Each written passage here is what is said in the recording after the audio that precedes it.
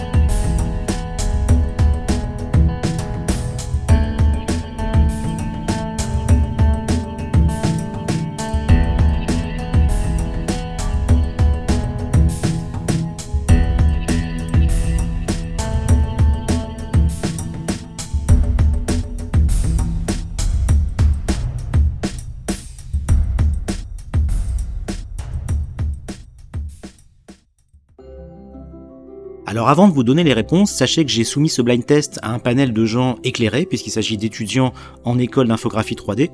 Une trentaine m'ont répondu, et sur ces réponses, eh bien, on constate qu'il n'y a pas de tendance avérée envers un logiciel plus qu'un autre. C'est quand même assez kiff-kiff au niveau des pourcentages de réponses.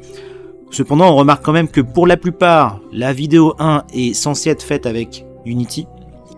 La vidéo numéro 2 est plutôt faite avec Unreal et la 3e vidéo, ce serait plutôt du Blender. Est-ce que vous êtes d'accord avec ça? Suspense. Alors je vous donne les réponses. Eh bien en fait la vidéo numéro 1 a été rendue avec Blender. La vidéo numéro 2, eh bien c'est du Unity HDRP. Et la vidéo numéro 3, eh bien c'est du Unreal avec Lumen. Alors ce qui est intéressant de constater, c'est que la vidéo faite avec Unity apparaît un peu plus sombre ici sous les sièges, parce qu'en fait les matériaux HDRP dans Unity sont conçus pour utiliser une mask map, et dans cette mask map eh bien, il y a un channel d'ambient occlusion. Et vous voyez ce channel d'ambient occlusion ici, je peux le remapper, là il est à 100%, et si je l'atténue complètement, vous voyez que mon roller coaster s'éclaircit, et là on obtient quasiment ce que j'ai dans Blender, et ce que j'ai même dans les autres moteurs. Donc ça c'est intéressant et ça me fait préférer Unity pour le réalisme des matériaux, parce que avec cette passe d'occlusion intégrée aux matériaux, eh bien on a naturellement la lumière et la GI, les réflexions, qui s'atténuent dans les zones de contact, là où elles devraient être atténuées naturellement. Alors c'est peut-être un peu fort de base, hein, vous allez me dire, mais heureusement qu'on peut la remapper. Si je veux, je la mets un tout petit peu comme ça, voilà, légèrement.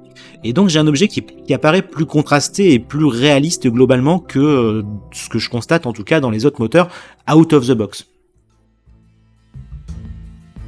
Ensuite, dans Blender, ce qui est aussi très intéressant, c'est que la qualité est vraiment top pour un rendu instantané, hein, comme dans Unity ou Unreal. Mais ce qui est intéressant, c'est que là, on est dans un DCC software, hein, dans un logiciel de création de contenus digitaux. Donc un vrai logiciel de 3D, contrairement à Unreal qui est un moteur de jeu, contrairement à Unity qui est un moteur de jeu. Donc moi ça m'intéresse de savoir que dans ce logiciel, je peux directement avoir un rendu de cette qualité-là, et surtout pour un projet qui n'est pas lourd, parce qu'en fait j'ai juste une scène Blender qui pèse pas lourd, j'ai juste un mesh et quelques textures, et hop, j'obtiens ce résultat en temps réel, quoi. Donc c'est absolument génial. Sachant que si je veux faire la même chose dans Unity, il faut que je crée un projet Unity vierge, un projet HDRP, qui va prendre pas mal de place sur le disque dur, qui va avoir plein de dossiers, de sous-dossiers, de dépendances, etc. par défaut. Et dans ce projet, une fois créé, ce qui prend un peu de temps, je peux enfin commencer à créer ma scène, à mettre mon objet, à l'éclairer, etc. Unreal, c'est pareil. Un projet de base dans Unreal va peser plusieurs gigas. Tout ça pour rendre un seul objet. Voilà, c'est pas la même logique. On n'est pas dans le même pipeline de production. Et ça, il faut en avoir conscience.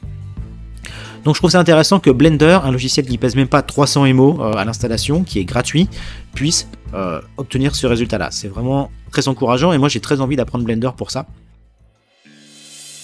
Alors, si je regarde la scène Unreal...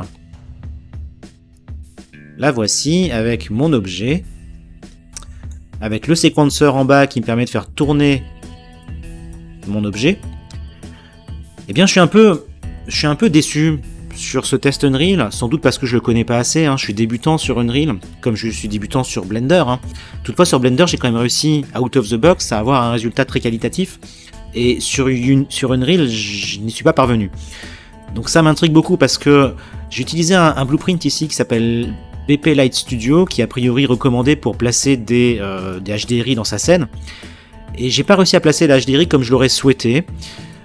J'ai pas réussi à faire en sorte que les reflets matchent la lumière, puisque visiblement il faut une map HDRI pour les reflets et une autre map HDRI pour la lumière. Je suis pas sûr de comprendre le principe là derrière ça. Donc les reflets sont pas tout à fait pareils que dans les autres vidéos, ni sans doute la lumière. Et puis je ne suis pas parvenu non plus à rendre mon image, mon rendu final sur un fond transparent avec un alpha. C'est pour ça que vous voyez que j'ai mis une backplate ici noire. J'ai mis un plan noir derrière pour tricher. Un plan noir non visible en réflexion, pour essayer de ne pas faire en sorte que ça perturbe les reflets et donc le rendu. Et puis de la même façon, mon rendu final est un peu flou sur Unreal. Peut-être que je ne sais pas régler comme il faudrait l'anti-aliasing, les paramètres de sortie, etc. Pourtant, je me suis documenté un peu. Et voilà, donc le résultat est un peu en retrait, en tout cas out of the box. Quand, comme moi, en début, on arrive sur le soft et qu'on veut faire quelque chose de très basique comme ça, eh bien, je suis un peu déçu. Et donc voilà le résultat de ce petit comparatif entre Blender, Unity et Unreal. J'espère que ça vous a plu. Dites-moi en commentaire ce que vous en avez pensé. Dites-moi en commentaire aussi peut-être ce que j'ai raté, parce que notamment dans Unreal, je pense qu'il y a beaucoup de choses que je ne sais pas faire. Et à mon avis, vous allez être nombreux à me dire « mais t'es nul, fallait cliquer là-dessus et t'as un putain de rendu et c'est carrément mieux ». C'est tout à fait possible. En tout cas, je remarque une chose, c'est que on peut pas vraiment faire de différence dans ce cas de figure-là entre les trois moteurs. Les trois objets sont sensiblement identiques, les trois rendus sont sensiblement identiques. Et donc je m'oriente vers Unreal, vers Unity ou vers Blender pour faire par exemple une publicité commerciale avec cet objet, concrètement mon utilisateur final, mon spectateur final va pas avoir de différence. Vraiment, c'est pas le moteur à mon avis qui fait la différence dans le résultat final, c'est surtout votre capacité à créer l'asset. C'est surtout l'asset, voilà, c'est ça. Que vous ayez des beaux cailloux qui rentrent bien en Megascan, c'est super, mais est-ce que vous savez créer ces cailloux? Est-ce que vous savez les scanner vous-même? C'est cet asset qui fait que votre scène est super belle. En plus, effectivement, de la lumière, etc., de la façon dont le moteur gère les choses. Mais globalement, pour moi, voilà, la grosse partie du travail, ça se passe sur l'asset, sur la création, sur le painting. Voilà, dites-moi si vous êtes d'accord avec ça, ou pas, vous pouvez me dire d'aller me faire foutre. En tout cas, je me suis bien marré à faire ce comparatif, c'était très intéressant, et j'espère vous revoir bientôt. Salut!